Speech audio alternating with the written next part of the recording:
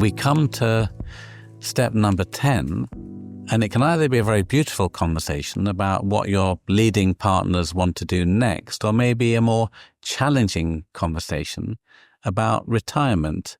So what have you seen that works well, or what have you seen that's challenging around these conversations?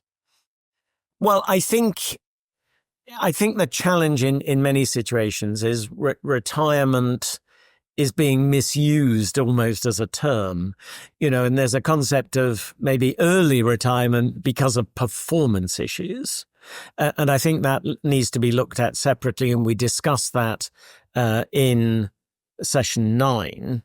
I think by focusing on retirement, we should be looking at ordinary course retirement, either because the firm thinks it's time to retire or the individual thinks it's time to retire. And I think that therein lies the problem, that if there isn't a clear rule, and in many firms there is no longer a clear rule, you will retire at 62 and then there are no exceptions for that. Some firms still have that. And indeed, arguably, there is a strong benefit to having a clear rule. The trouble is then, in some countries, the legislation doesn't permit that, problem one. And in some firms, you've got, unless the parties agree otherwise, and all of a sudden the exceptions become the rules and you no longer have a hard rule. So I think if you can have a hard rule, it's well worth considering because it takes the heat out of the conversation. I think, though, if it's now's the time to retire because you're running out of steam, that crosses over to performance, and that's quite challenging.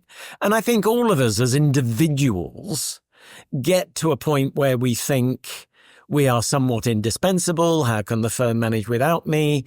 I'm looking after these clients. Nobody else could do it as well.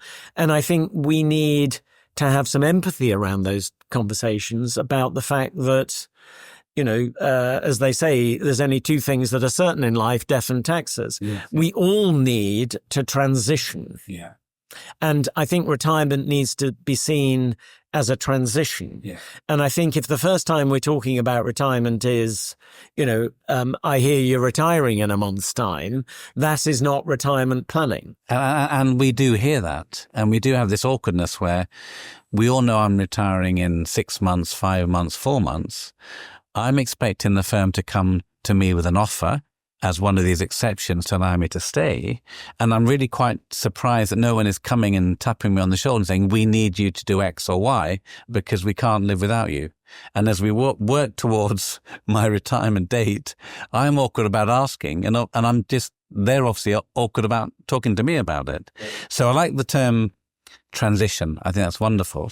And I think it's good to have an honest and open conversation about the different contribution we want to give to the firm in the later years of our life, because there is a great contribution, but it's different. It's transitioning leadership, transitioning clients. And if you can have a formal process in your ownership model and your reward model that allows you to have a plateau, that is the wrong word to have, and then stepping down from the plateau, which means we're all very comfortable with this because we're transitioning and we're aware of the benefits of that transition as we work towards the retirement. Because it'd be no surprise to you, based on where you were, that as you walk towards retirement, some people want to be full speed ahead, developing and generating the teams, but there's others that want to be contributing in very, very different ways. I think there needs to be some conversation about what retirement is, when it happens, who triggers it, who has the conversations, so that retirement isn't, again, a surprise. Yes. It's a natural order to be discussed in the firm, and amongst a small group would be discussed well in advance, so that there can be appropriate planning. I think that the second thing, and if I identify a trend at the moment that we're seeing in the work we do, it's firms being caught out by the financial consequences of a founder, typically a founder or one of the lead partners, retiring and expecting a large payout, either because it's provided for in the Constitution or because of an expectation, of course, I'm going to get paid a huge amount for my shares or my capital or whatever. That there are many firms, in our experience, that are simply stumbling into a major financial issue because it's not been thought about and planned for or discussed in advance. And my third point, going back to this concept of transition, it for a partner who's been contributing across many, many years, shouldn't just walk out the door. There should be a transition of clients, a transition of people, a transition of relationships. And that may be, a soft exit in some firms. They continue in some sort of partner emeritus role, some sort of counsel role. That might be part of the retirement package. It might be more of a cliff. The larger firms, as you know, have really a cliff. You retire on a certain date and you're never seen again. And that's the way it's done in certain firms. And there are pros and cons of that from both the firm and the individual. But I think in whatever firm you are, excuse me, having this concept of transition to ensure that the firm doesn't lose out. Yeah. And again, using a word we've used in the last few sessions, there is empathy to the situation of the individual. Yes, yeah. So there is a perception amongst the older partners in firms that the younger partners think that they don't need them and are quite happy for them to move on. And as one of the younger partners in a law firm told me in a very cheeky way, there's a graveyard in every town full of people that said that the world can't live without them. Yeah. How to respect what those older people have given and how to allow them to contribute what they can give most of in those later years. I think that comes down to a topic we talked about early on in this journey, and that's the role of partner.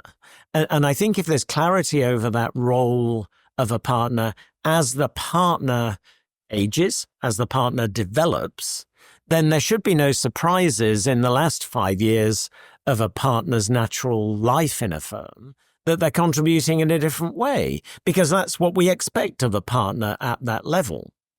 And that should be clear to the junior partners, because that's what the role of partner at that level is. And similarly, and I think this is where some firms go wrong, is just because you're old doesn't mean to say you don't have to contribute to the fullest level.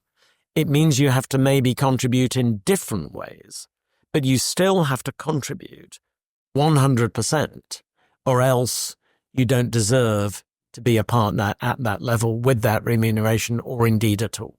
Thank you very much, Stephen. It's been a great pleasure talking to you today, working on our 10 steps of the partner journey. And I should have said at the beginning, how many years were you a partner in your firm?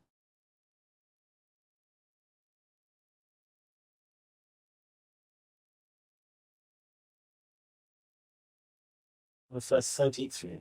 And I like to hear the energy and enthusiasm you have. And I like to hear when you talk about partnership, you talk in such a positive way. So it's been a pleasure as always. Thank you.